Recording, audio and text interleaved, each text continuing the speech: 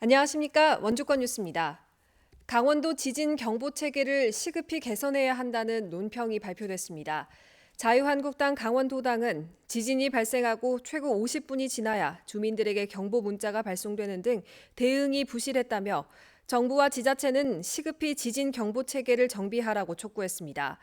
기상청은 지진 경보 문자를 발송하지 않았고 강원도는 책임을 떠넘기고 있다고 질타했습니다. 지난 19일 오전 11시 16분쯤 동해시 북동쪽 54km 해역에서 규모 4.3의 지진이 발생해 주민들이 대피하는 소동을 빚었습니다. 전 국민의 72%가 한 달에 한 번 이상은 영화를 본다고 답할 정도로 영화 감상은 보편적인 취미 생활로 자리 잡았습니다. 하지만 시청각 장애인들에게 영화관은 아직도 높은 벽인데요. 개선되고는 있지만 속도가 너무 더딥니다. 이병선 기자입니다. 청각장애인 방현옥 씨는 한국 영화에 관심이 많지만 자막이 없어서 내용을 이해하기 어렵습니다. 한 달에 한 번 영화관에서 자막 있는 한국 영화를 상영할 때면 반가운 마음이 앞섭니다.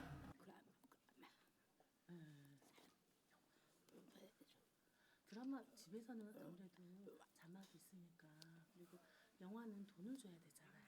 그러니까 무료로 이렇게 영화를 상영해. 장애인을 위한 화면 해설과 한글 자막이 들어간 영화는 도내에서 일주일에 한두 번꼴로 상영됩니다. 그나마 원주, 춘천, 강릉 등 12개 지역을 순회하기 때문에 한 지역을 기준으로 하면 한 달에 한 번으로 줄어듭니다.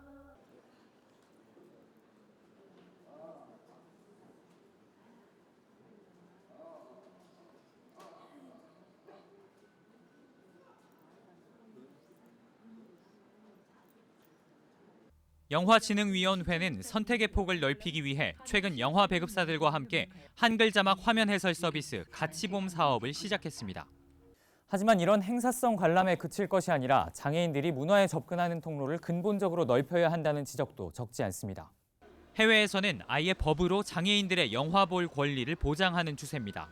미국은 지난 2016년에 의무적으로 장애인에게 보조기기와 관련 서비스를 제공하도록 장애인법을 개정했고 영국은 평등법 2010에 따라 매주 1000회 이상 자막이 있는 영화가 제공됩니다. 국내에선 영화 사업자들이 비용 부담을 호소하면서 관련 논의가 진척되지 못하고 있습니다. 장비값을 낮추지 않으면 누구도 선뜻 나설 수가 없는 겁니다. 아무리 법으로 강제한다 하더라도 그러기 때문에. 서울중앙지법이 2년 전 영화관이 시청각 장애인에게 정당한 편의를 제공하지 않는 건 위법이라고 판결했지만 배급사들의 항소로 2심이 진행 중입니다. MBC 뉴스 이병선입니다. 어젯밤 11시 10분쯤 원주시 태장동의 한 자동차 정비업체에서 기계 과열로 추정되는 불이 나 10분 만에 꺼졌습니다.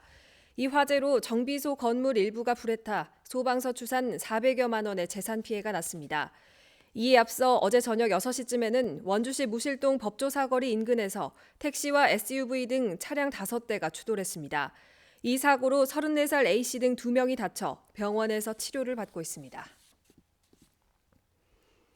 강원도가 누구에게나 평등한 관광 서비스를 제공하는 강원도 무장애 관광도시 추진 계획을 본격적으로 추진합니다. 무장애 관광도시 조성 사업은 장애인이나 노약자, 유아 동반인, 임산부 등 관광 약자도 편안하게 여행할 수 있는 관광 환경을 조성하는 겁니다. 먼저 관광 약자들의 접근성을 높이기 위해 관광 편의시설 3곳을 선정해 시설 설치와 개보수 비용을 지원하고 숙박, 식당, 마트, 관광시설에 대한 장애인 편의시설 지도를 만듭니다. 또 지난해 무장애 관광 상품으로 호응을 얻은 동행 상품을 18개 시군으로 확대 운영합니다. 원주시가 올해 처음으로 농촌마을 공동급식 지원 사업을 추진합니다. 원주시는 마을 공동급식시설을 갖추고 20인 이상 급식을 희망하는 농촌마을 15곳을 선정해 조리원 인건비와 부식비 등을 농번기가 시작되는 5월부터 최대 50일까지 지원한다고 밝혔습니다. 이번 사업으로 여성 농업인의 가사 부담을 줄이고 농촌 고령화에 따른 일손 부족 문제에도 도움이 될 것으로 기대하고 있습니다. 4월 22일 지구의 날을 맞아 도내에서도 기후변화와 관련된 다채로운 행사가 열립니다. 오늘은 전국의 광역 기초지자체 청사와 공공기관 건물에서 오후 8시부터 10분 동안 불을 끄는 소등 행사가 진행됩니다. 이상으로 뉴스를 마칩니다. 고맙습니다.